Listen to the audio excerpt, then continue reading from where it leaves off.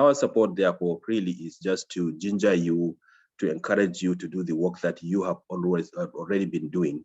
And we're very excited that you have helped us you're helping us to do this work as well. So let me end here to once again thank Rapath and thank all the other sub-grantees who are doing this work. And I'm sure that I will continue to monitor these conversations, and I'm sure that my colleague Dayo will also be part of the conversation. I'm sure that at the appropriate time he will also say one or two words as well. So thank you very much for giving me the opportunity as well. Thank you very much. Thank you so much, Dr. Colley. Really appreciate you coming for this meeting. So I will just hand right back to Zainab to continue with the presentations. Zainab? Thank you very much, Maria. I'd like to call on Regina from SEDOC, a beneficiary from SEDOC Enugu. Can you please unmute yourself and give us your experience on the Gender and Accountability Project? Thank you. Hello, good afternoon. Good afternoon, you're welcome. I'm speaking from Stable Resource Development and Development Center, Enugu. We are one of the cohort members, cohort partners that implemented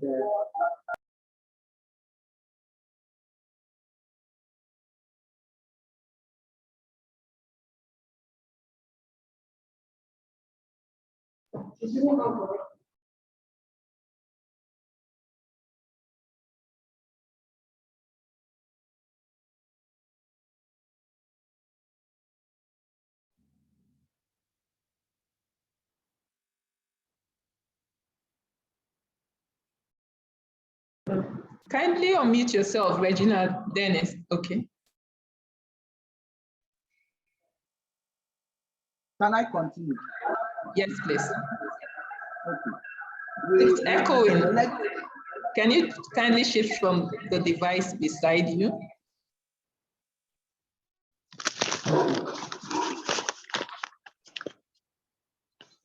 It's echoing. Hello, Regina. If you are more than one in this Zoom meeting in the same room, please kindly leave the room you are in so that it won't echo.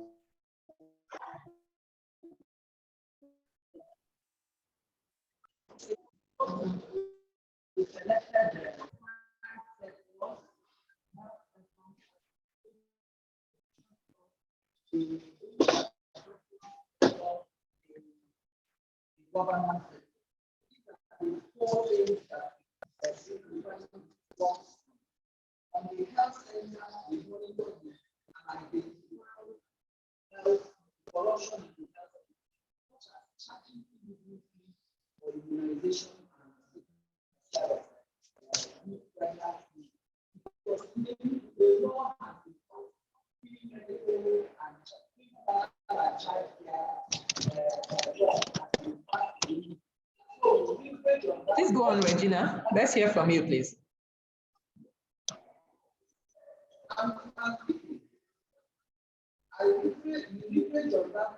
To you, can we kindly have the representative from IWCC, please?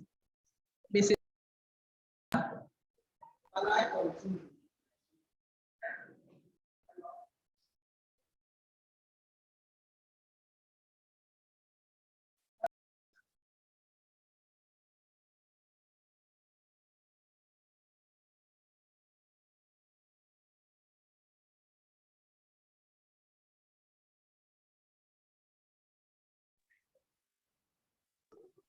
Mrs. Rachel, can you kindly unmute yourself and speak, please?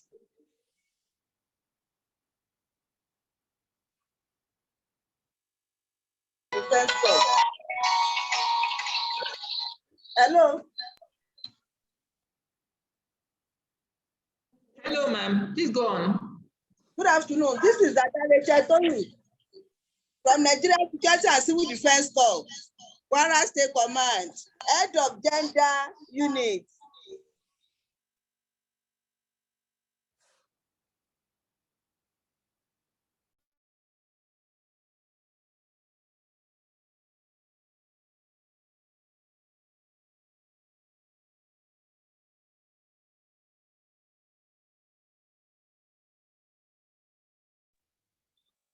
Zainab, can we have someone else continue when they sort out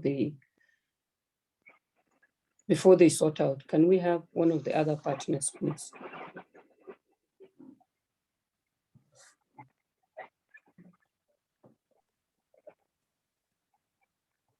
Hello, good afternoon, ma'am. Good afternoon, ma'am. Good afternoon. We can hear you, madam. Dada Rachel calling from Nigerian Security and Civil Defense for Kwara Command, head of gender unit. Okay. Yes. I really thank God for this project because he has helped us so much. The impact is so great, is so much, especially on my unit. Formerly in my unit, in Nigerian Security and Civil Defense Corps, out of 16 local governments, we have only one female officer as divisional officer out of 16 local governments. But because of the training of this IWCC, we were able to step down. We have about 8 officers now that are female officers at the divisional level as their divisional officer. This training has really helped us. Even in empowerment program, most of our survivors, either students or the mothers, the women, we try to empower them on our own little way because of the training that we have gotten. We got training from IWCC and we decided to train our officers, especially on the issue of gender and accountability. So we try to retrain them and it has been helping us a lot in handling cases. It helped us a lot and we acquire knowledge, and all our officers that we trained, they were able to get all these things and it has helped us. Unequal distribution of power between men and women has been stepped down and it really helped us. The restriction access to resources and opportunity compared to men has been stepped down also. The important role of women in prevention and resolution of conflicts, that is peace building. This training has really helped us in that angle. So peacekeeping is part of our achievements because a lot of family that would have scattered, this training has really helped us to build them up again. Proper and adequate orientation. So we try to orientate people. We educate them on how to make their family to stand. This training has really helped us because there was no other training from anywhere than this IWCC. IWCC, I say kudos to you because of the training that civil defense has acquired from you. Also, it really helped us even to prevent conflict that can lead to destruction of lives and properties. All these things have really stepped out. We have tried because of the knowledge that we acquire from IWCC. I say kudos to RAPA and I say kudos to IWCC because of the education and the knowledge they have imparted on us. And this also helped us even in having synergy with other sister agencies that are handling gender-based violence issues. And it really helped us a lot, especially those people, the NGO. So we're able to go to grassroots, especially in educating people, sensitizing them on this gender-based violence, and even in accountability, and how to say no to corruption. It really helped us a lot.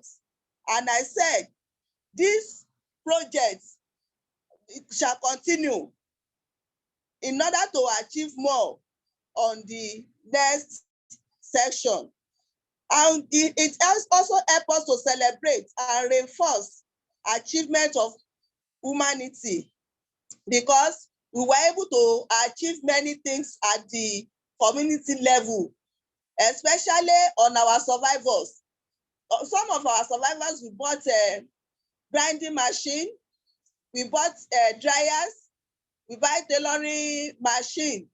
We give it to them on our own volition in collaboration with Women Affairs. Ministry of Women Affairs in Kwara State, but we still need more of you.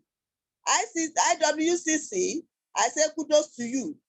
IWCC tried to mobilize political will and resources to address global problems, which really helped us as well, because we have an INEC unit in our organization. And from this sensitization, it really helped them as well. So all this, we have been operating according to the training we acquired from IWCC, which is really giving us ahead of others' organization. God bless you.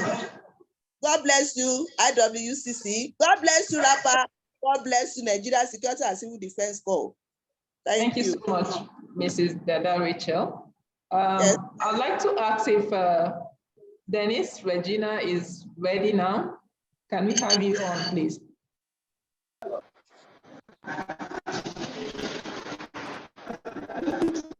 Hello, everyone. Good afternoon. Good afternoon. Hello. Good afternoon, everyone. Good afternoon. Kindly go on, please. It's Regina from Enugu State.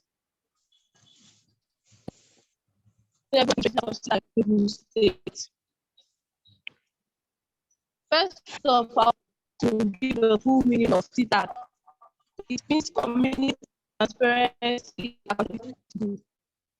It is located in Enugu State. And this CTAC, they work with different strategies, which include community rallies to reach women in grassroots. There are women leaders and meeting of community. I would like to explain the impact of CTAC in Enugu State. Hello, can you hear me? We can go ahead. Okay. First off, I would like to speak on education. Particularly in Obaku Aniri local government primary schools board. Pupils are often used as laborers by teachers, thereby they make the pupils work on their farm, while some fetch firewood and water for their teachers instead of listening to classes and attending lectures. So the members of the CITA group in Enugu State intervened by going to the schools and cautioning the teachers responsible. And so far, they have taken corrections by stopping these acts. Also, ghost workers in primary schools give the head teachers return at the end of the month to cover them up. The members of the CITA group in Enugu discovered this and threatened to report them to the Enugu State Basic Education Board. And also, we have also gone to the Education Board to also complain about employing more teachers to the primary sector in Enugu State, because lots of primary schools lack teachers that can teach the pupils. So after this intervention, the situation has been corrected and so many teachers have been sent to several primary schools in Enugu State. Also, we have infrastructure. In West the North, the CITA women with other women threatened that they will not vote in the West North local government if the road to Oguruta Enugu is not completed. The very next day, machines for road construction started work day and night at that site. And also, we have the Neke Umalo Ihamfu Road that has been abandoned for over 20 years. Due to the intervention of the Community Transparency and Accountability Group in that particular road, the road has now been completed. Then, thirdly, I would like to speak on electricity. In Ihazabo, in Usuka local government and Oji River, electricity projects that has been abandoned for many years has been completed due to the intervention of CITA women in these different localities of Enugu State. CITA women also monitored money given to traditional rulers in these different local governments in Enugu State, given to them by the Governor Ugwai Lawrence Buruburu. He gave them 3 million for development of their different communities. So as a result, The Community Transparency and Accountability Group monitored this project, and as a result, His Royal Highness Igwe RN Eze of Nsukka used this 3 million naira given to him to build electricity. He also added his own 2 million naira to this money to make sure that electricity was restored for people of his locality. Fourthly, I would like to speak on corruption. SITAG women have monitored the food vendors of the homegrown school feeding program that was sponsored by the Federal Ministry of Humanitarian Affairs in the school. They went to schools like Ihamfu Township schools and Central School Malo to monitor the school feeding program, and they discovered that many of the vendors involved don't make food for the pupils. Some of them get the money and they take it and eat it, and why some don't make qualitative food. So after their intervention, all these are stopped and food has been provided for the children. And more so, our SITAG members in Arinli have gone a long way to stop our youth from taking hard drugs in the Southeast by going to various families of youth concerned and carrying out advocacy to different communities and places. And as a result, they placed a particular fine to any individual caught taking hard drugs, because the trend now in the Southeast is a hard drug, a very hard drug that affects most of our youth, called Ukurumi. So they placed a fine. Anyone caught taking the hard drug is going to be fined with 70,000 naira. So as a result, the intake of hard drug in those particular communities has been reduced. Thank you. Thank you so much, Regina Dennis, for your contribution. And it's good to note that SEDOC worked on various aspects of governance, like the education sector, the homegrown school feeding aspect of education, infrastructure, electricity, and she has given us insights into the impact of the intervention by the Community Transparency and Accountability Group in Enugu, as we just heard from her. Thank you so much once again, Regina Dennis. So we'll go on to the next item on the agenda, and this is spoken word by Mariam Bukar. Kindly unmute yourself, Mariam.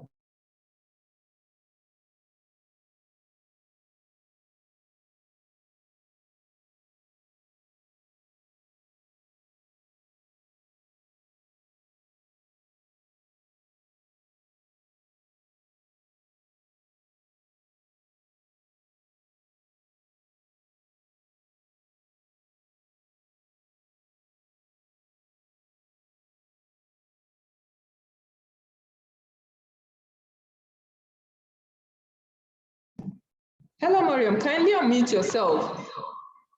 Thank you.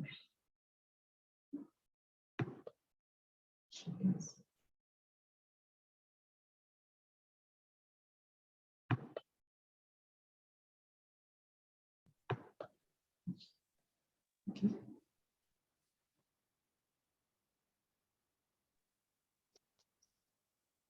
Hi, good evening. So sorry. I ran to pray, sorry, because I thought it wasn't yet my turn. Good evening, everyone. My name is Mariam Bukar Hassan, known as Alhan Islam. And the poem I have for you today is on corruption, talking about the adverse effects, how it affects women, and just how it affects the society at large. There is a demon with no face, no hands but a billowing, hungry stomach, demanding more. Taunting us and draining us, this demon exists in our marketplaces, our classrooms, courtrooms, hospital lobbies. This demon lives within our elite class, middle class, our masses, our comfort zones. It lives everywhere and anywhere. It sips its way through every hole. Corruption. our uncultured culture, a practice that feeds on greed, on nonchalance, on bad leadership, chopping through our every system, crippling us, weakening us, keeping us stagnant in a moving world. What happens to our societies when corruption is the way? How can we trust communities and public entities? What happens to our women when corruption is the way? When we feel no alarm, as they say, sex for grades, for jobs, for a woman to simply do her job. What happens when we suddenly hear cries of rape, of violence, forced displacement, kidnappings in the light of day, how nepotism renders the capable without a means, desperate, hungry, degrees useless without the necessary connect? How would our children not be pushed to terrorism, banditry? Do you not see how corruption has birthed insecurity? How do we remain blind to these adverse effects, the ripple effects? The world we create for our children, houses attacked, cars shot at, schools raided, women widowed, health without insurance, and dead babies in leather bags. These questions falling off tongues must be heard. Women must not remain on their knees, for corruption hinders the vulnerable, perpetuates gender inequalities, spikes maternal mortality rate. For someone high up there just shoved a paper to fix a primary health care center in the bean. But this is the voice of a woman who can no longer take this death sentence. Fighting corruption is our only choice, but we need to fix ourselves in order to reinvent Nigeria. Thank you.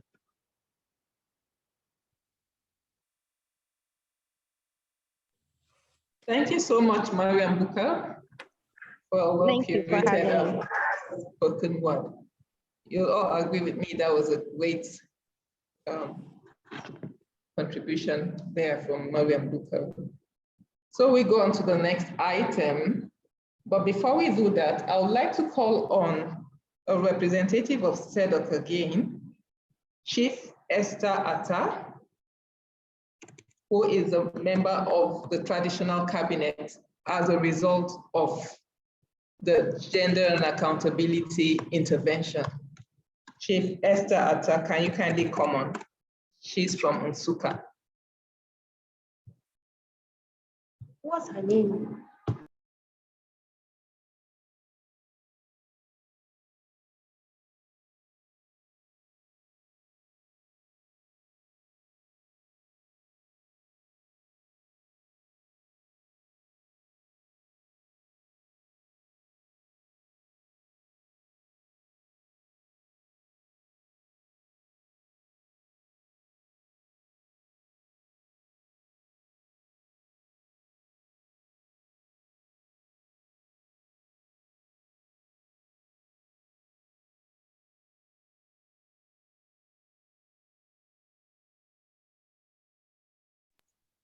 Yeah, I think Mrs. Esther is not on right now. So we'll have the representative of Kebekache women speak. Yeah.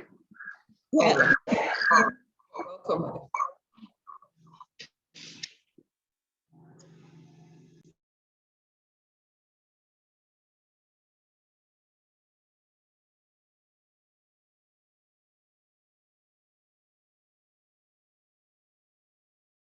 Muted, madam, kindly go on, please. Mrs. Osasoroji. I am speaking from Rivers State, Dr. Sarijiji, Dr. Patience Osarijiji. Are you on? Yes, you can go on, please. Yes, I'm talking, I want to say that after the capacity building of the community women on gender and accountability project by Kebekache, the women were strengthened and encouraged with knowledge and confidence to demand accountability and ownership of projects on our communities. Especially we had the problem of water, because everybody hears about Nigeria, you know about the Ogoni cleanup, and my community, Anosisi-Oken, Ebubu, in fact, in Ogoni land, we don't have good water because our ground underground water is so bad that it's 100% with benzene. And so we had this company, this agency that is working on called IPREP. After the training, with the knowledge and capacity that was built in us by Kebekache, the women took the boldness of demanding accountability of the project, that very project. And other one, we started with advocacy calls to different stakeholders, and we did advocacy call to IPREP. And after that, we had brief press briefing that, shook the heart of the Honorable Minister for Environment, which made them to come and flag up water project in Rivers State on the 23rd and 22nd of March this year, 2011. They flagged up that water project because the people, particularly during the COVID-19, it was so terrible that it was terrible because the lockdown kept women, and that water, you can't use it to bathe, you can't use it to cook, you can't use it to do anything. And so we're buying water, we're forced to buy water from Marua people, from other communities and things like that. But as they came to flag up that water project on the 22nd, which is World Water Day of March this year, we can see that IPREP has started doing the water project in our communities, particularly where I come from, Alode and other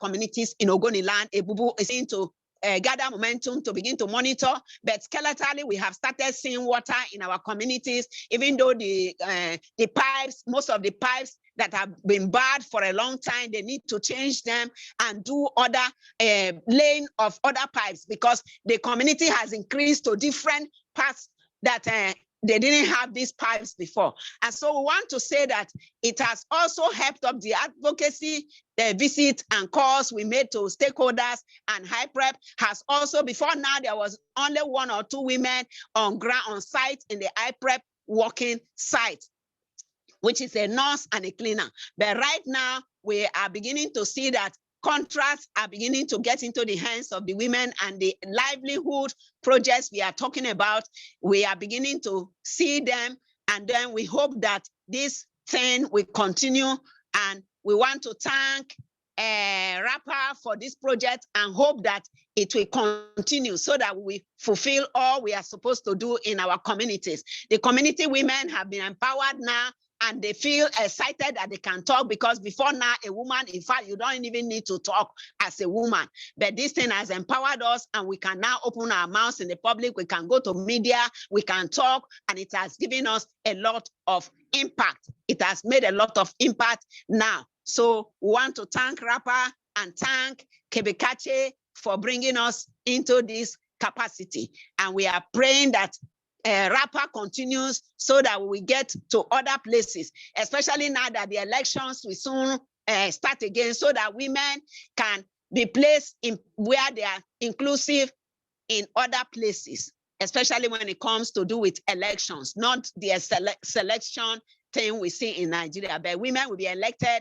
and traditions and all these harmful traditions that keeps the woman behind, will be taken away, and then we get to places where we are supposed to be. Thank you very much, RAPA, and thank you, Kebekache. Thank you so much, Mrs. Patience. It's nice hearing your experience and the impact of the Gender and Accountability Project in your area. Thank you once again. Yeah, thank you. You're welcome. Yeah. God bless. Thank you. I'd like to call on the SEDOC chief, Mrs. Atta, to kindly share her experience on the impact of the Gender and Accountability Project.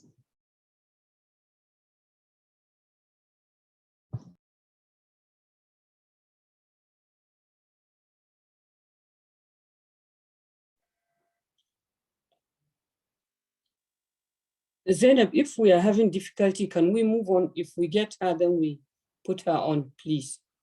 Please unmute Virginia. Okay, unmute Virginia.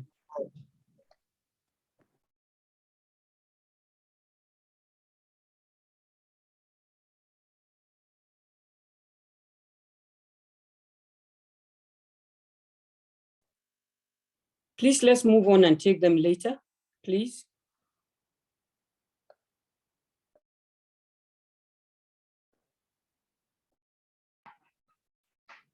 Hello, Virginia. You're muted. Can you speak, please? Oh, we can't, so let's go on. Maybe you must. Are you hearing me? Yes, please. You're on now. Okay. Okay. Being a member of the cabinet, I'm one of the officers, being the secretary in the cabinet member. Not only that, due to the uniquism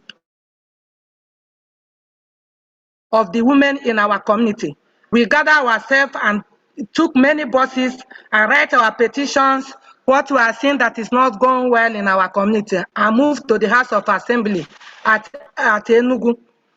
And that place, we gave them our reports that there is no access road in our community, no that quality of electrification in our community. Since that time, the electrification have been done, but to install the transformer. So this made us, okay, this made us to be, and they have empowered us to stop all this abominable corruption in our community, especially the tender marriage in our community. Immediately a lady reached 10, 15 years, they will hand over the child to the woman, but due to the intervention of our women in the community, we say no to this this behavior.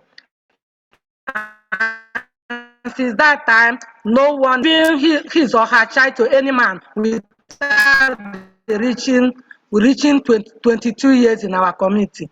Again, due to the work, due to the movement we made in the House of Assembly, this helped us a lot, because in our community we have a head post, and only the cars and the rice, and even the lizard is living in that head post. But after our visitation to request, after some weeks, they sent a health worker in this health post, and they are now entertaining the pregnant woman, those sick people there. Everybody was going there to receive treatment. So it is one of the achievements and what we got from the CEDOC. And not only that, this made us to talk to the community that women supposed to be in the town union meeting, not only women. But as God may have it now, we are now 10 women in their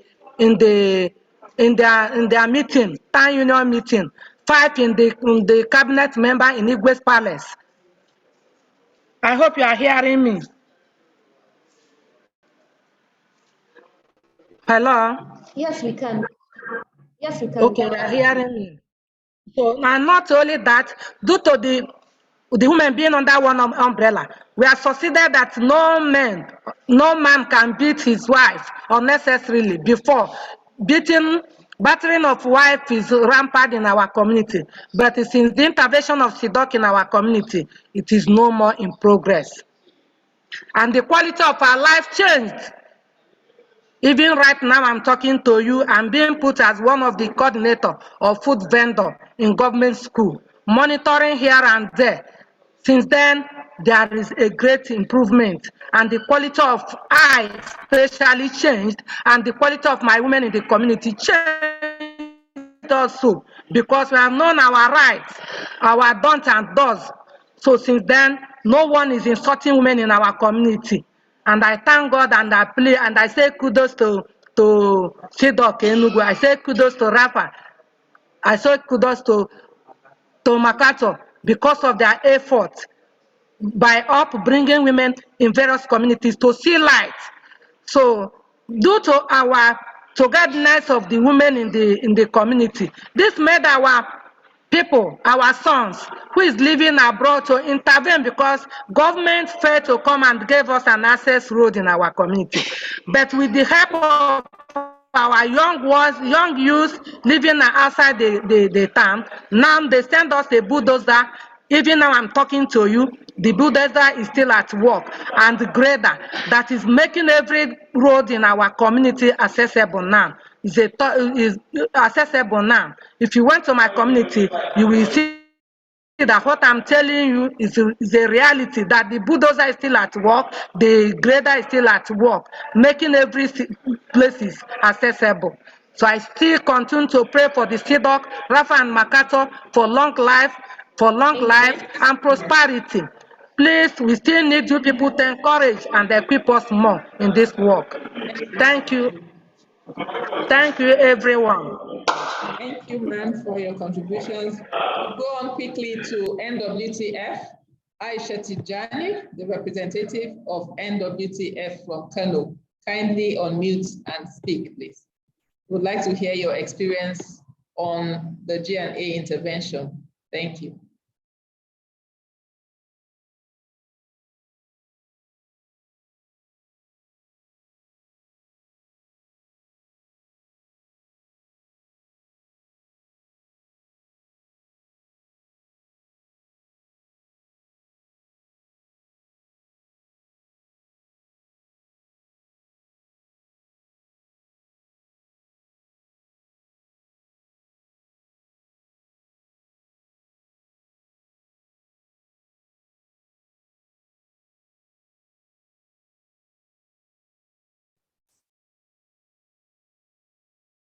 Aisha Tijani, can you kindly unmute and speak, please?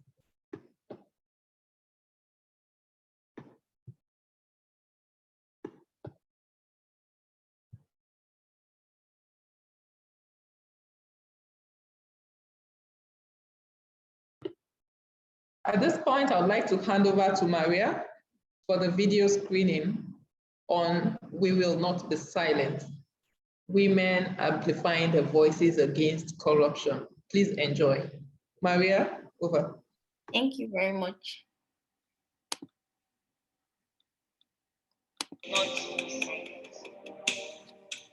Over the course of history, we have seen that when Nigerian women speak up, things happen.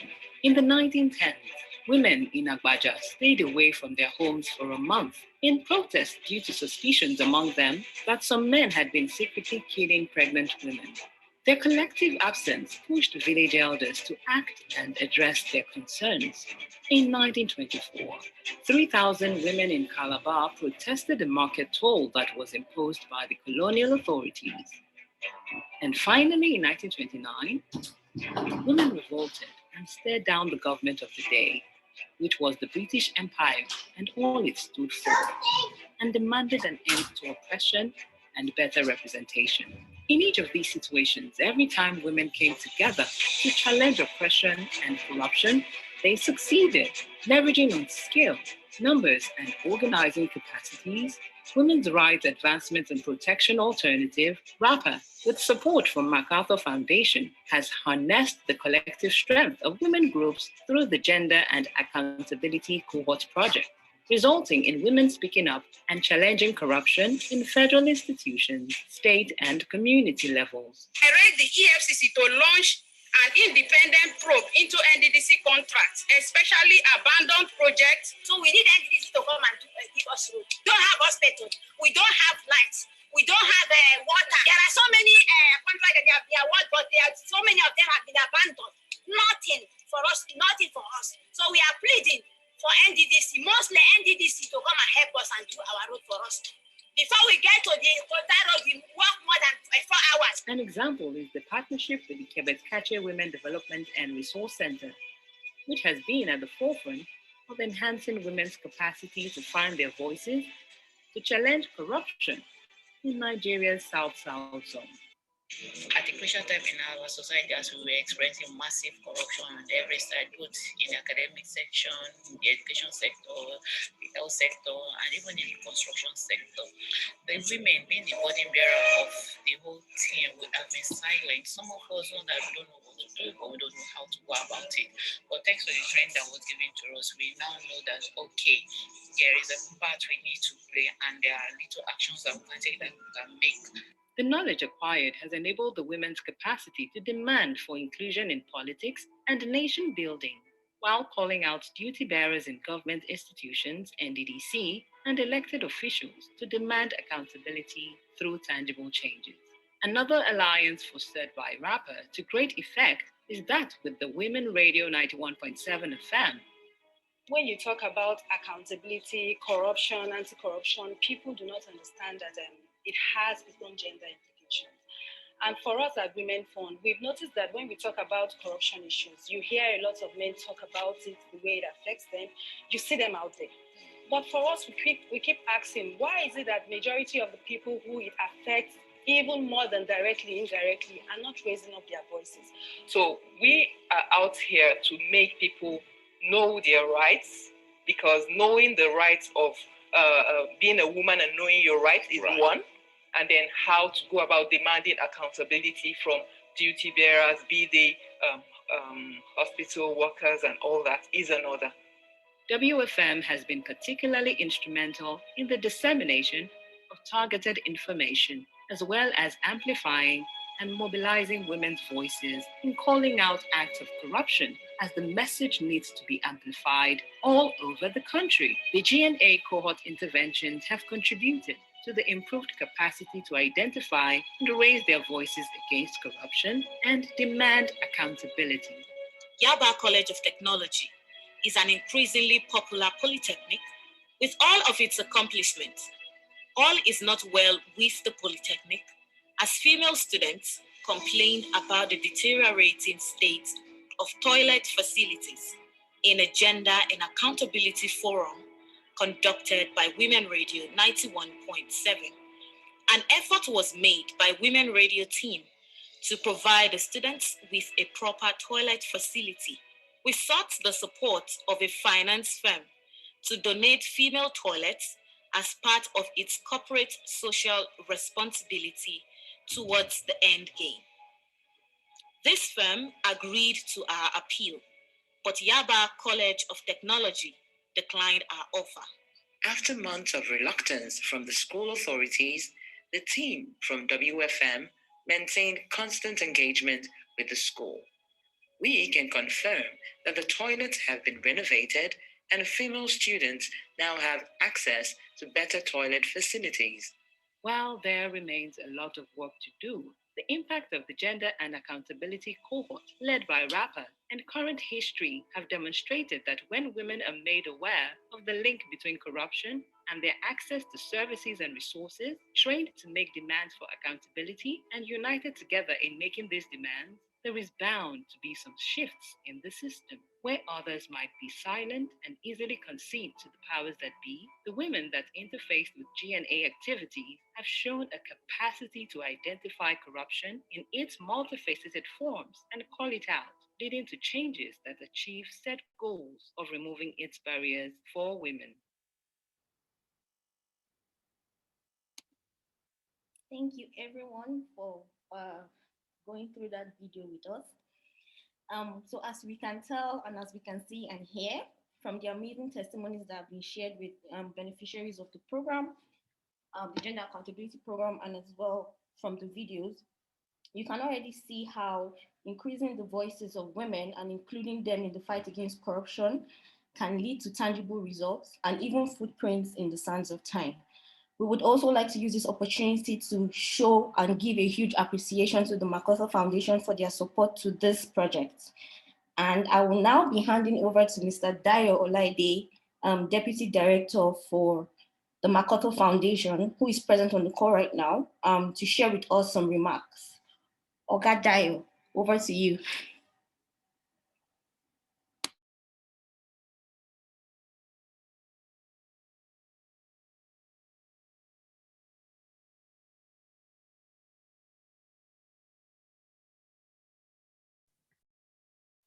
Okay, I was struggling to unmute myself, but thank you, Rapper. Thank you, all the previous speakers. Thank you for all the presentations. And really, I didn't plan to come and make any speech today, because for me it is not a speech-making event, and I think that most importantly for us today is to be able to celebrate the successes that we have seen, whether we call them baby step progress or not.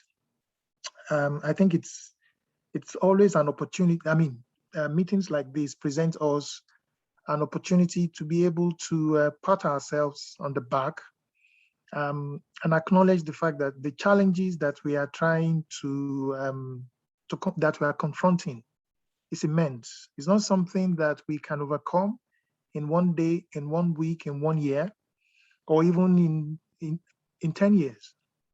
But I think the consistency and the resilience that we are building across in our community actors, associates, and partners, I think for me, they represent first and foremost the assurance that yes, indeed, even if MacArthur were to walk away today, the seed that RAPA has been able to sow, to plant, will continue to grow, and therefore an assurance that we will continue to have community voices speaking out truth to authority and making demands on them.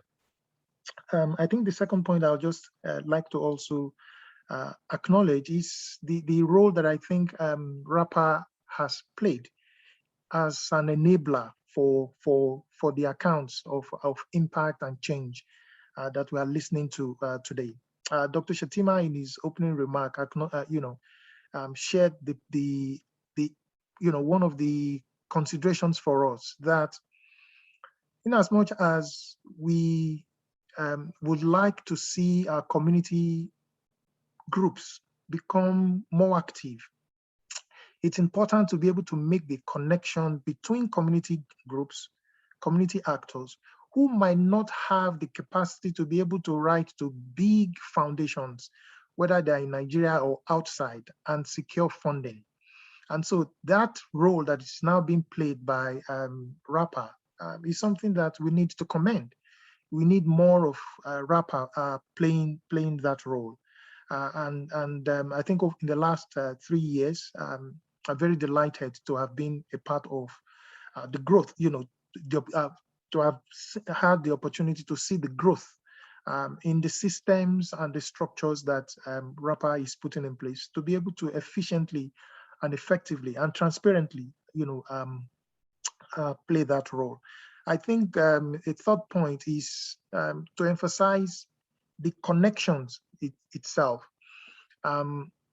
Tackling corruption, and particularly the effect of corruption on women, which is a subject that I think is often lost each time we talk about corruption. We talk about corruption broadly, as if it actually affects every one of us, the same way. But truth is that it affects women differently, and therefore, for us to be able to address that particular manifestations of the impact of corruption on women would require that we build a network of women and men who support the interest and will speak out and stand for women's interest.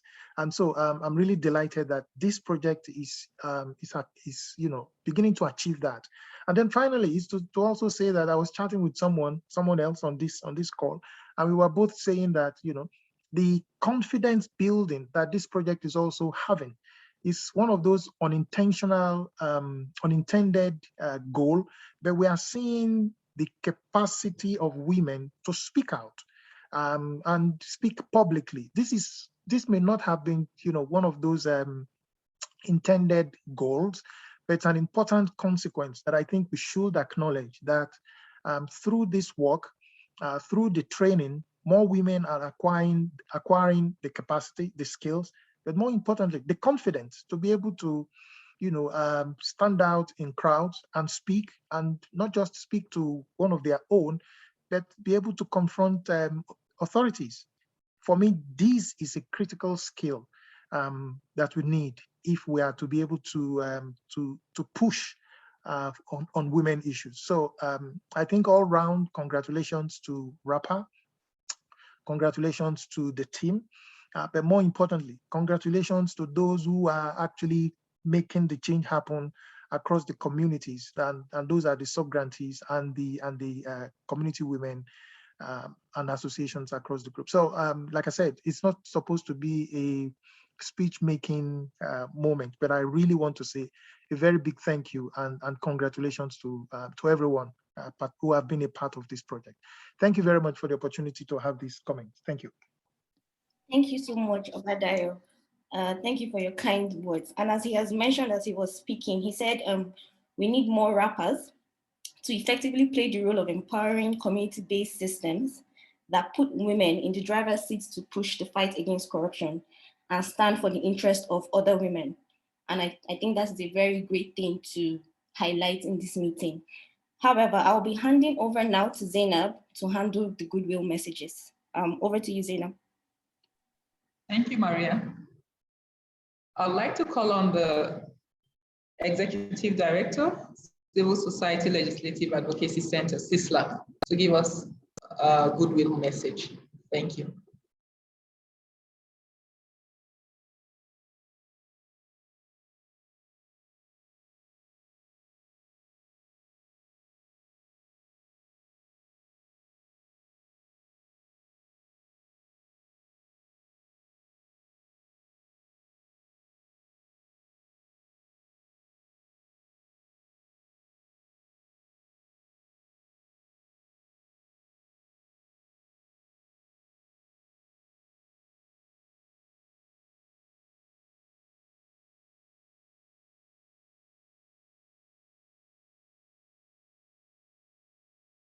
I think he dropped off.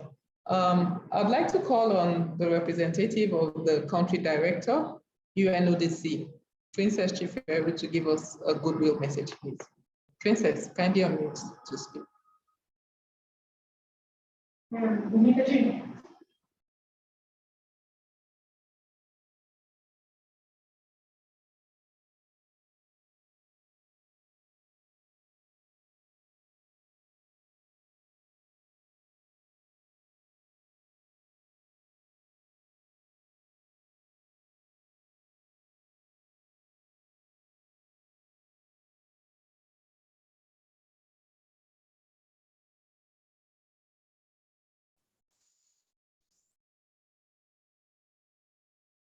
Hello.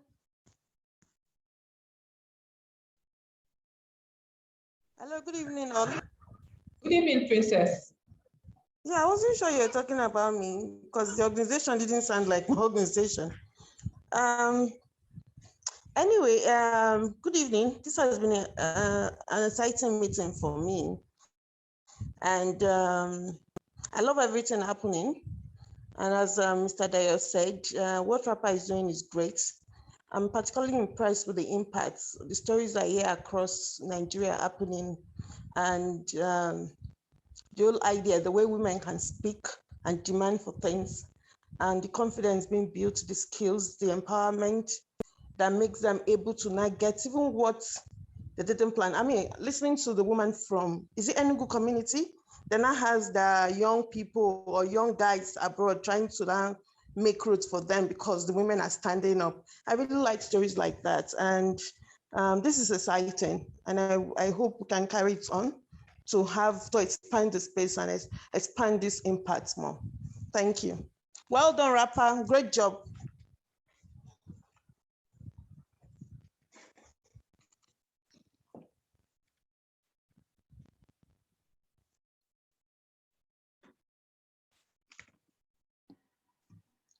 Thank you very much, Princess. Zainab.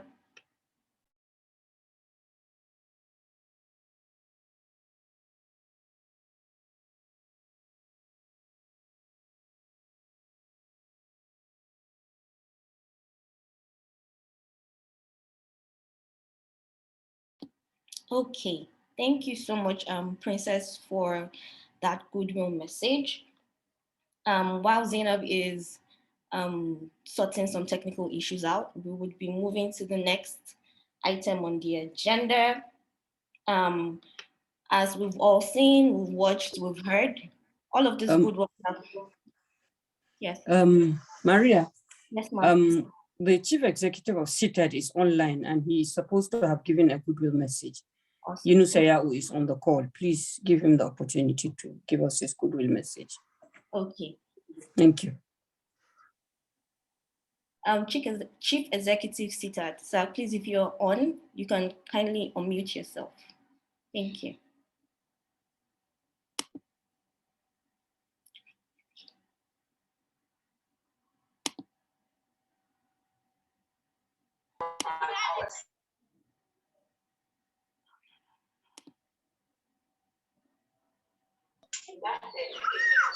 And perhaps post the workshop that we're imagining for ABC Network. Hello.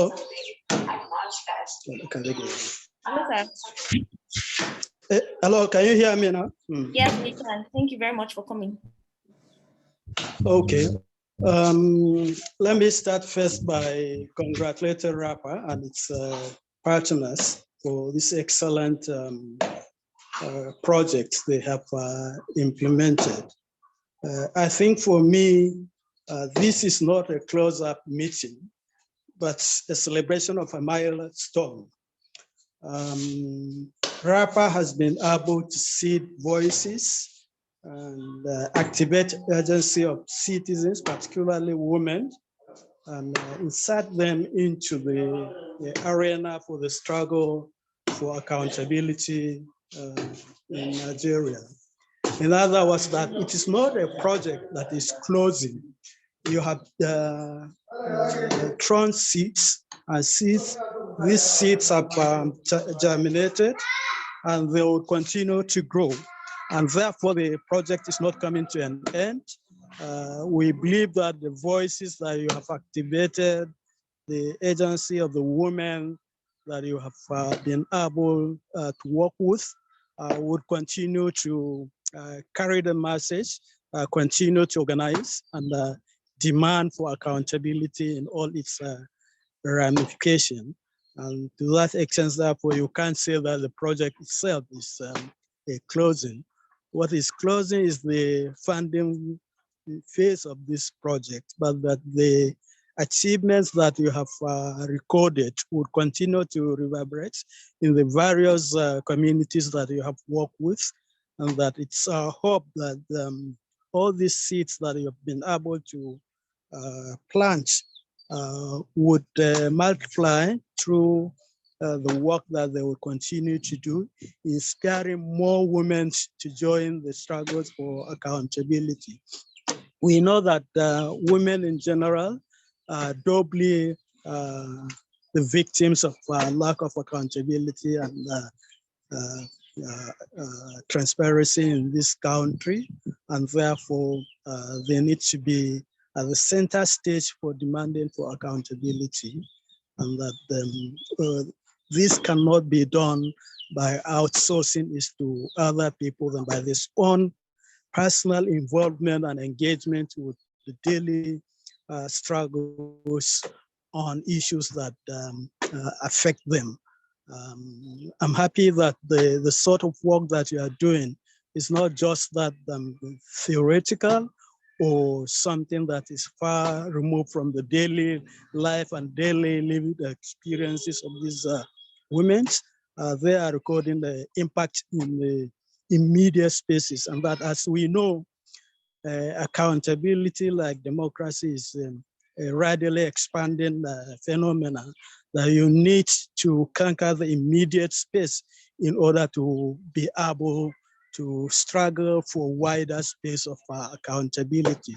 So what they are doing is that they are able to influence accountability issues in this immediate environment, and winning that battle, which is giving them experience and confidence to be able to conquer the wider space. The more we see that type of work, the more we become excited that we will be able to defeat lack of accountability and opacity in our society. So we thank you very much. We at CITED are very proud of the work that you are doing. We will continue to collaborate, and we wish to see more of these results that are coming out from these projects. Thank you very much for giving me the opportunity to share in this glory moment of your project. Thank you. So, thank you so much, sir, for the goodwill message. I would like to call on the Director, Gender and Accountability Project WAPA, Mrs. Wumi Dada, to kindly present the policy brief. Thank you.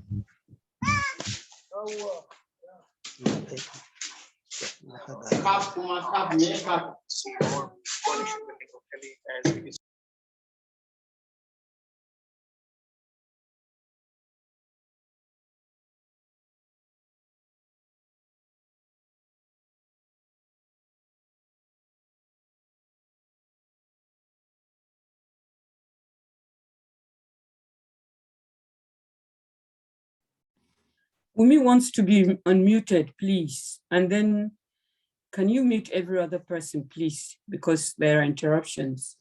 And then go up the document too. Thank you. Hello and good afternoon to everyone. It's indeed a pleasure to be here and equally a pleasure to be presenting this policy brief, which I'm going to present a bit differently because I think from the great results that we've been hearing today, it's important to put a context to it.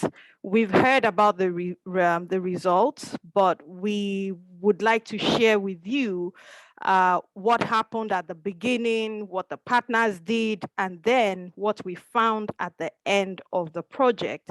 And we will be sharing this policy brief not only with those that are present on the call today, but also with duty bearers so that they can see the project that we worked on and the recommendations that have been put forward. On that note, my name is Wumi, and I was a technical advisor on this project when we ran the project about 2-3 years ago. So at the beginning of the project, we did conduct a baseline study in order to understand what the situation of things were. And at that beginning, these were the things that we found. We found that not many women were coming together as a collective to actually demand for accountability and anti-corruption. In fact, we found that the CBOs at that time needed to have an updated strategy and also updated knowledge of how corruption disproportionately impacted women. We also found that there was a need for NGOs and CBOs to develop partnerships with organizations and actually focus on priorities that affected or that affect women, especially looking at education and health. And we found that there was a dearth of platforms, so like fora where people would come together to have discussions on corruption and how it was affecting them, and then use that platform to actually demand for change. And we also found, of course, insufficient knowledge of the role of various anti-corruption agencies, especially amongst women. So women knew that corruption was affecting them disproportionately, especially within areas of service delivery. But then what each agency's roles were was something that not many women knew about. So those were the things that we found. And at the end of the project, we also conducted an endline survey where we found that there was increased capacity of the CBOs. I'm very happy that there has been testament, not just from the beneficiaries today, but also from the funder and the people that gave the goodwill message to the confidence that was built in the women by result of trainings.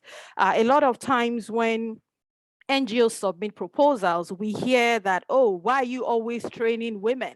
But we have found that this training, this capacity building actually had much more than just the impact of knowledge update, but also confidence building in the women.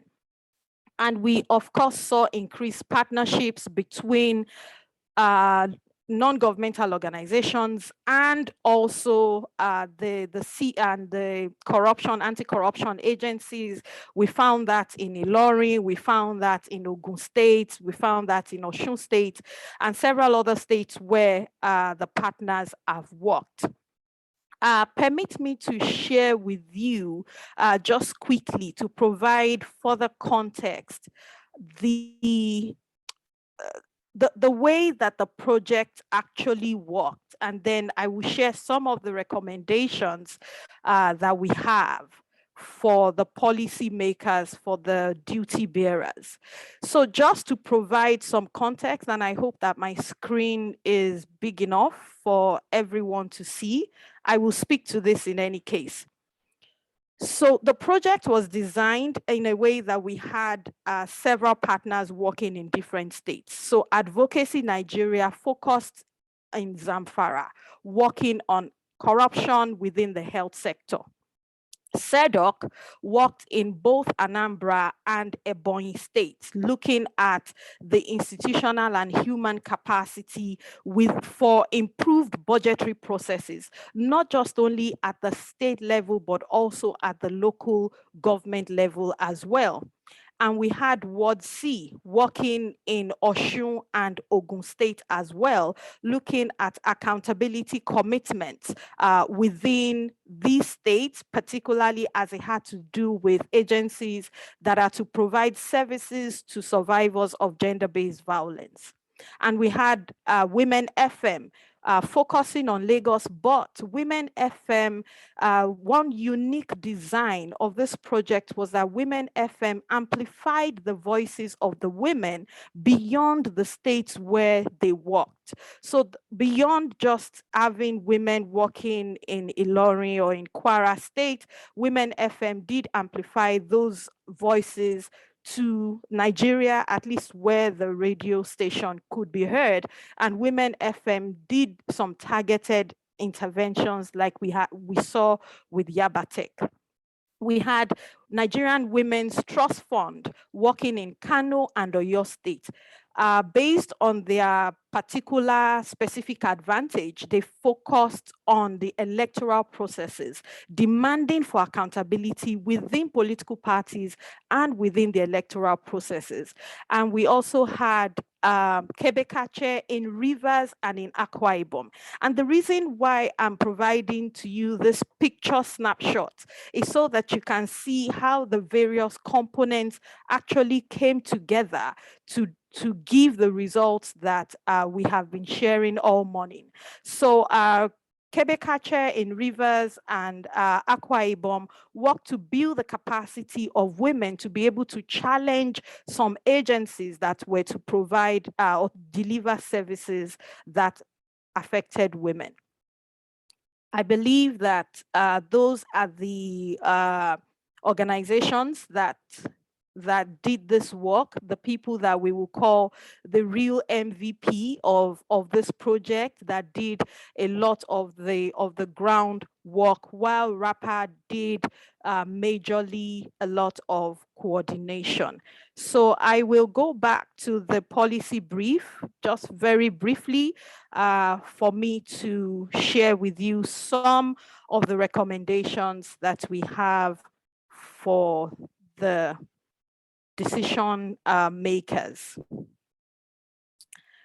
So clearly, from what we have seen in this project, and this is just a snapshot of the recommendations, from what we have seen in this project, there's a need to actually effectively do a lot of public enlightenment, for policymakers to do a lot of public enlightenment. Accountability starts from the point when people know what the responsibilities of policymakers or key decision makers are. And so we're recommending that policymakers do put a lot of focus on that. There's also a need for feedback and engagement platforms. As citizens are unable to provide feedback to government, and we found this through the work that the different platforms did engaging with government, that there is a need to have a regular or a frequent platform which citizens can use to provide feedback to the government, to tell government that, yes, good work, or to tell government that there is need for more work. And of course, there is the need to create and implement frameworks for promoting gender parity. We have seen from this project, and that has led us to the project that we are implementing right now, that when women are not on the table, then it means that they are on the menu. And so when women are brought into the table, when the boundaries are expanded to ensure women inclusion as decision makers, then decisions are different. A good example that we have heard today is the example given by the chief from Enugu State that talked about how within the community, because they are now women decision makers, they were able to change some negative behaviors that was rampant within that community. For donor agencies, we really want to, not just because MacArthur is here and MacArthur funded this anti-corruption initiative, but we do know that not much funding is going into anti-corruption initiative in Nigeria. And if we say that corruption is the bane of our development in Nigeria, we are on that note calling on donor agencies to please invest more in anti-corruption interventions, the research itself, and also program design and implementation.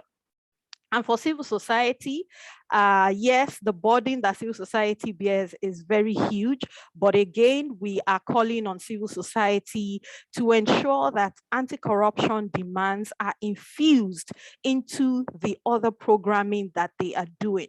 Because even when we look at issues such as gender-based violence, there's the issue of corruption that underbellies the kind of services that is provided, or services that are non-existent to be provided to survivors of gender-based violence. And we do think that this is crucial for civil society to take on the mantle of anti-corruption within the sector.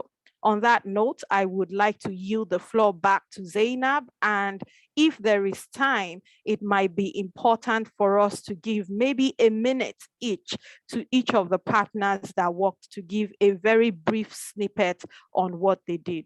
Thank you. Thank you so much. Thank you for that great presentation, Wumi Dada. I'd like to call on a representative of the NWTF from Kano, Aisha Tijani, to unmute and share her experience on the Gender and Accountability Project in Kano State. Thank you.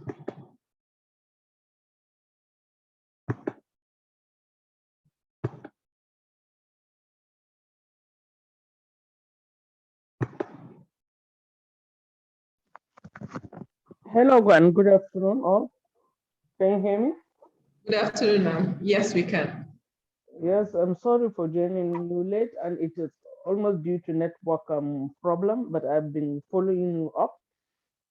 In fact, this gender and accountability project is a very good one, and I wish RAPA and MacArthur Foundation will continue and have a more projects with regarding to gender and accountability, because it has played a very significant role, especially in Kano.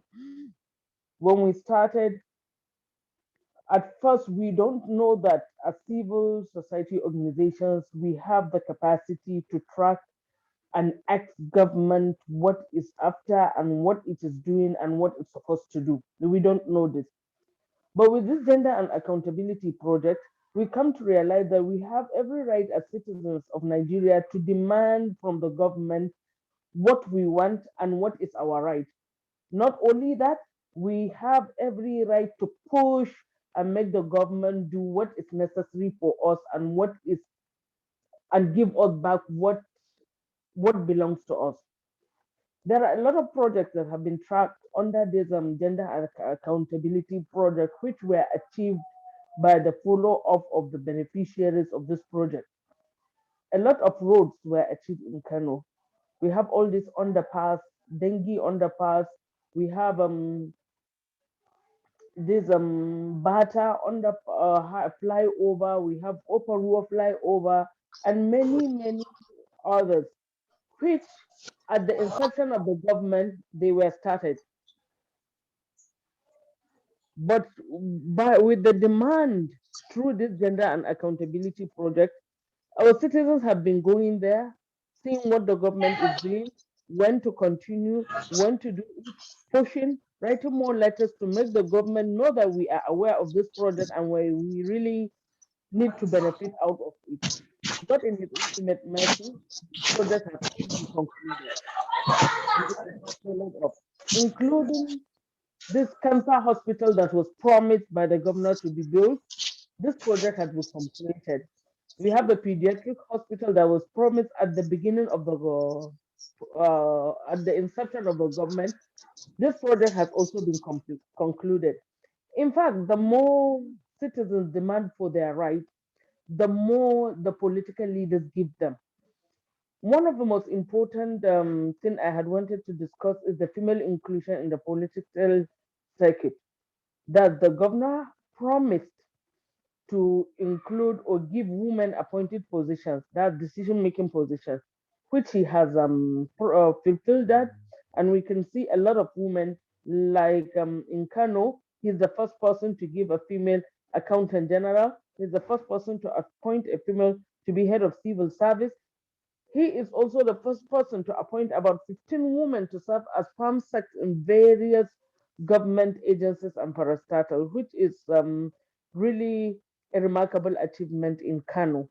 Initially, before this gender and accountability project, women are being seen, they are out of the government, are not even given cognizance at all. They don't even have any voice to be heard. But now with this gender and accountability project, women felt the need to talk and they are being heard. And people do listen to them and the government act to what they are saying. So this project, the impact it has made on us cannot be overemphasized. We also push forward with the issue of female girl child education, which a lot has been achieved in Kano, especially the demand for Kano women or Kano populace to have more female doctors, which the governor did that. We've been writing letters, we've been following up, pushing up when at the inception of the government, and now he took about 25 girls to Sudan to study medicine, who they have graduated.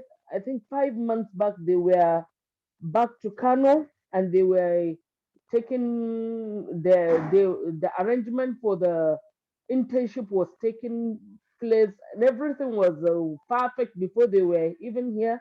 They just joined, I mean, the Kano Teaching Hospital to continue with their internship. And government promised to take them in the civil service so they don't have any problem of looking for a job or any other thing. They continued like that, which is really a remarkable thing that CSOs and especially women lawyers were able to pursue from this government, and the government has done what it's supposed to do. So what I'm saying in a nutshell is that this gender and accountability project really made us to know our rights, not only know our right, demand what lawfully and legitimately belong to us, what we were supposed to be given, what is entitled to us according to the Constitution of Nigeria, and we have to push, and we have pushed, and we have gotten them. So it is a lesson to me that whatever we have not demanded for,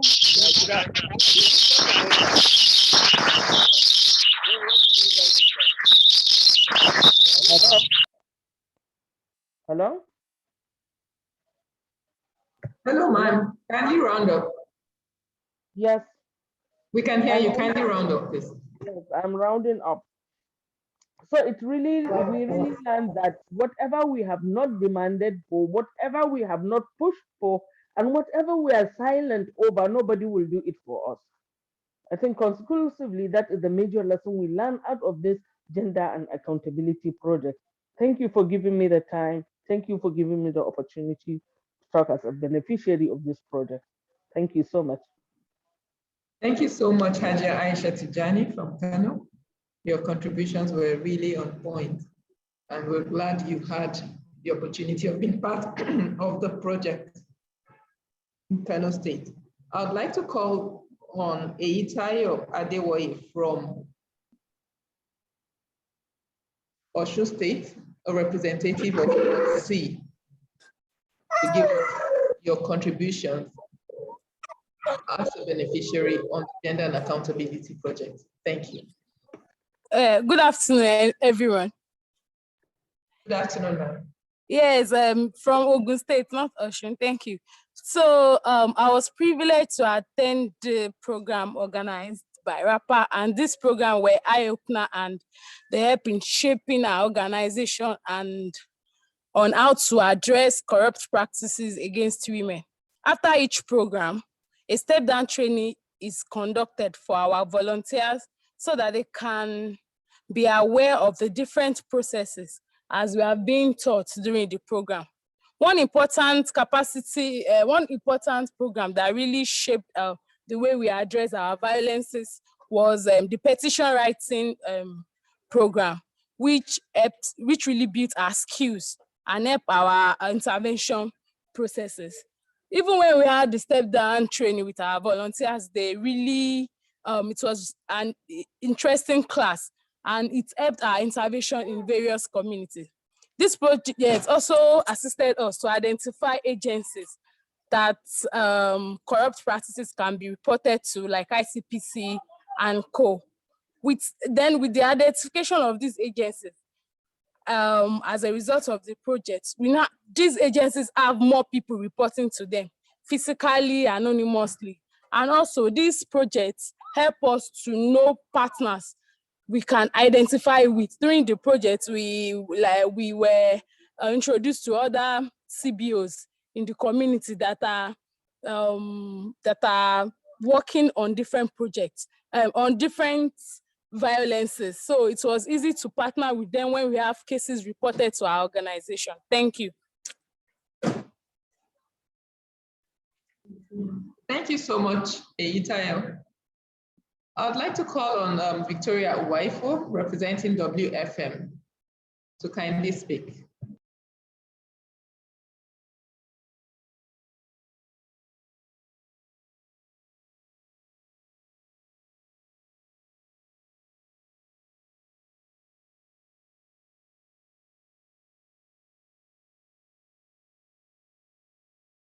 Victoria Uwaifo, kindly unmute yourself to speak.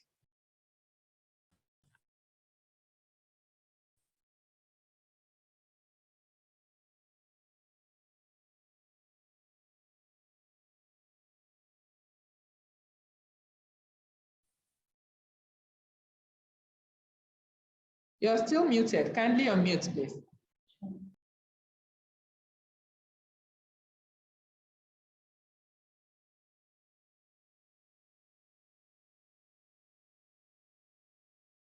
Please, can you unmute Victoria?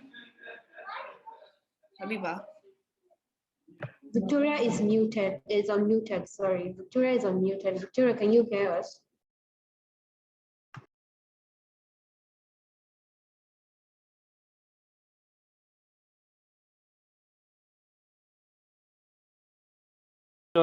As a media organization, we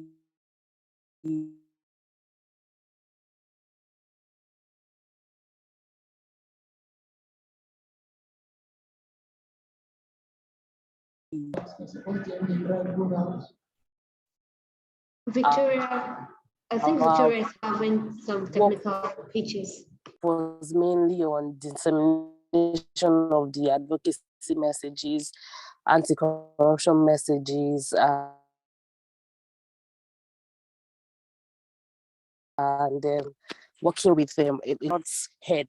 So through this. Hello? Can you hear me now?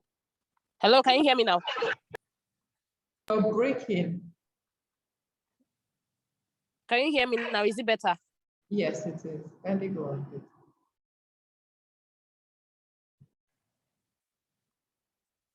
Okay. So like I was saying, I said we are very grateful that we got to work with Rapper and MacArthur on this project. We used radio as a tool for women's development and to amplify women's voices against corruption. The Woman Agenda Radio Program, which was the main platform that we used to amplify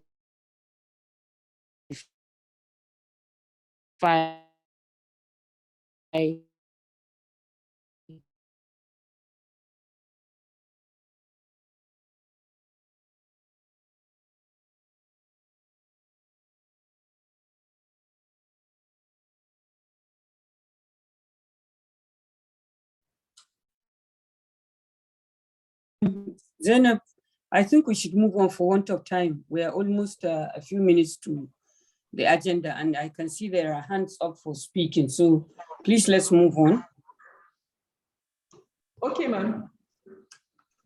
Thank you, Victoria, though we barely could hear you. The next item on the agenda is a special remarks from the Senior Program Officer, MacArthur Foundation, Amina Salihu. I think she dropped off. I can't see her on the call anymore. And so we'd like to take on the feedback. Okay. We have hands raised, and I would like to call on Honorable Saudat Sani to kindly unmute herself. Oh. Hello? Hello? Hello, ma'am. Good evening, ma'am. Actually, I didn't know when I raised my hand, but however, let me congratulate you, the rapper, and MacArthur for providing the fund and also giving us the technical guidance to run this project. I didn't want to say much, but I congratulate you, and I hope that we will together continue to raise the voices of women in Nigeria so that we can continue to demand for our rights. And I would like to invite my cohorts, our partners, to please look forward to a woman president in Nigeria. I think the time is now. Thank you. Thank you, ma'am. I'd like to call on the next hand that is raised, Abdul Baki Muhammad, to give us a feedback.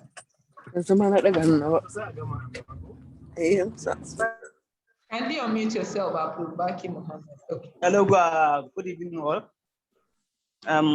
As you call, my name is Abdul Baki Muhammad. I'm from Kano State. I'm part of the beneficiaries for this project, and I work with the Women Trust Fund as Kano State Campaign Finance Tracker, and also as a Campaigns Promise Tracker.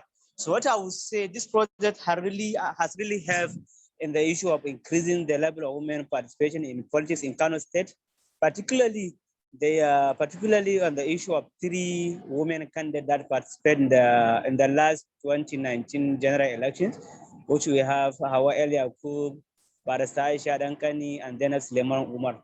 As a result of the various interventions conducted by the Nigerian Women Trust Fund in Kano State, the radio program, the capacity building training, and other enlargement campaign has really helped, and has also helped a lot of women to even show their support to the women candidate, and also it will also help for the women for those 3 candidates to emerge and also contest for the election, which they perform wonderfully.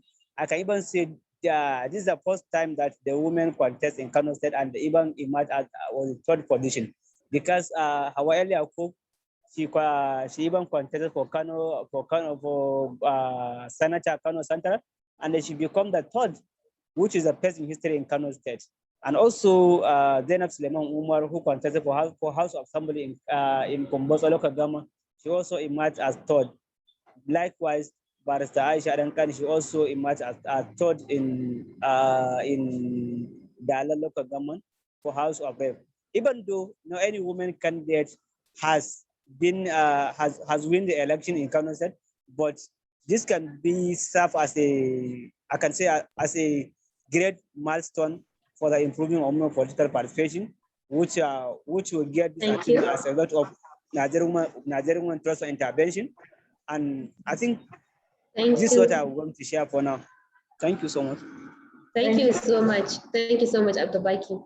Yes, thank you. At this point, I would like to call on Dr. Abiola Akiode to kindly give special remarks on behalf of the cohort, Gender and Accountability. Thank you. Dr. Akiode, please kindly unmute yourself. All right. Thank you very much, moderator. And I want to join others in commending RAPA for bringing us together as women organizations from very diverse background, working at different states and also working with different set of people, across the country. The Gender Accountability Program has been very, very supportive of accountability in Nigeria. It has actually lifted us higher, in terms of gender equality issues and concerns and responses. I want to thank Makato Foundation for the support for women.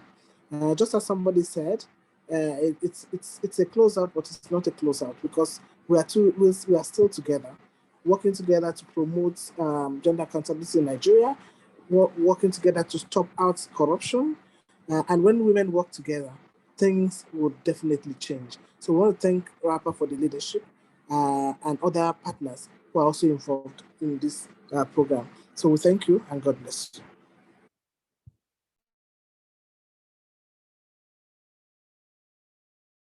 Thank you so much, Dr. Abiola, for the brief and concise remarks. I'd like to call on Habiba to quickly share a Mentimeter survey before the closing remarks. And then we'll take a few feedbacks before the closing remarks. I see 2 hands up. Muhammad Suraju will be next. Yeah. So, Habiba. Good evening, everyone. I'm sure you had a wonderful session. And you've learned a lot about the Gender and Accountability Project.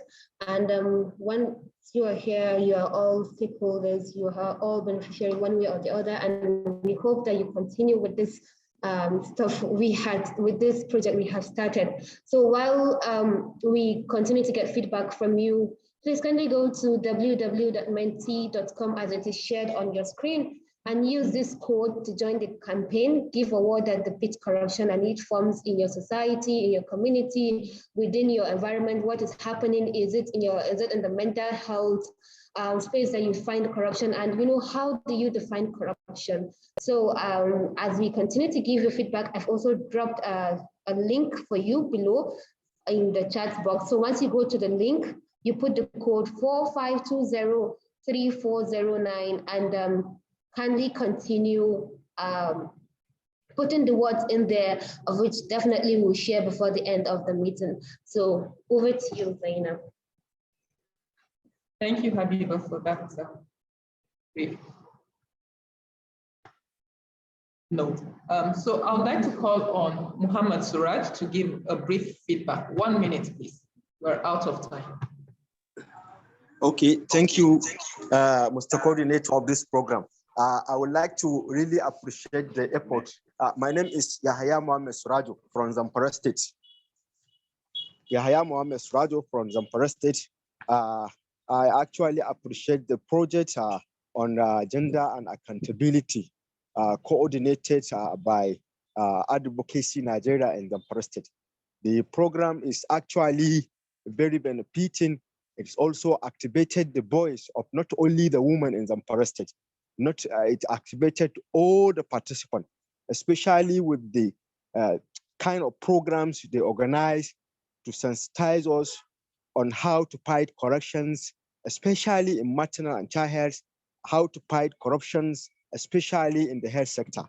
The program is really interesting, and it is my hope that this kind of program will be initiated time to time to update, especially we, the stakeholders in the public health sector.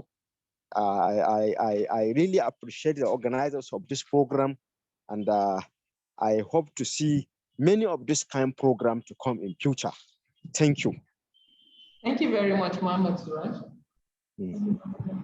Salih Muhammad Yakase is the last person to give us feedback before we take the closing remarks. Thank you. Maradu, is it interesting?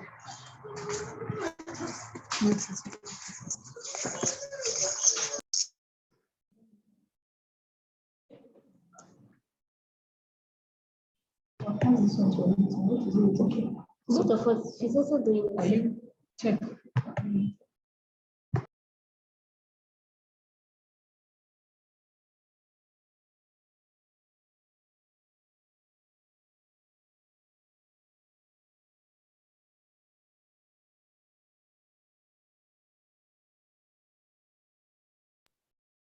Thank you, everyone, for the time well spent so far.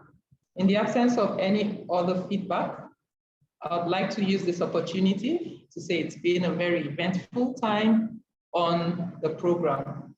On behalf of the RAPA Board of Trustees, chaired by Justice Fatih Lami Abubakar, and the entire management team of the RAPA team, led by Hajia Saudat Madi, the Secretary General, RAPA wishes to extend our sincere appreciation to the MacArthur Foundation for the immense support all through the life of the Gender and Accountability Project. RAPA deeply appreciates the partnership within the cohort and across other on-Nigeria cohorts. We have leveraged on this inter and intra-cohort collaborations, which has helped in harnessing the result of the anti-corruption drive. RAPA does not take these partnerships for granted. The synergy this has yielded in amplifying the voices of women to demand accountability in governance cannot be overemphasized. Thank you so much to all our stakeholders and the public for being part of this project and the closeout event, as RAPA calls on you all to continue to challenge corruption in your various spaces for a better Nigeria. Thank you and enjoy the rest of your day. On this note, the RAPA team is signing off. Thank you for joining this call as we continue to challenge corruption in our various spaces. Have a good time ahead. Thank you. Thank you. Thank you, Zainab, for the work well done. Thank you, Zainab. Sorry, Zainab, thank you, but you didn't allow me to talk. Why now? You didn't allow me to talk and you changed another person. Thank you, everyone. Sorry, please. Thank you. Hello, everyone. Congratulations. Thank you. Bye-bye. Hello, everyone. Bye. See you next year. Bye. Have a nice day. Sorry. Bye. See you Congratulations, next year. everyone. Congratulations. Bye. Bye. Please, before we go, can we turn on our video so that we can have a snapshot? People are already gone. Bye-bye, everyone. Okay, see you. Have a nice time. See you next year. Bye. See you. Bye. Bye. Bye. Thank you so much, everyone. Congratulations. Thank you. Naam. Ya gida ya iyali. Alhamdulillah, mu gode Allah sanu. Allah ya sa mu gaba da lafiya. Amin ya rabbil alamin. Amin. Allah ya shirya mana zuri'a. Amin shirin addini. Thank you so much, everybody. Allah ba mu alheri. Amin. Thank you, everybody. Thank you. Bye-bye. Zainab, bye-bye. Bye. Christmas and New Year in advance. Bye. Bye. Bye. Bye. Bye, everyone.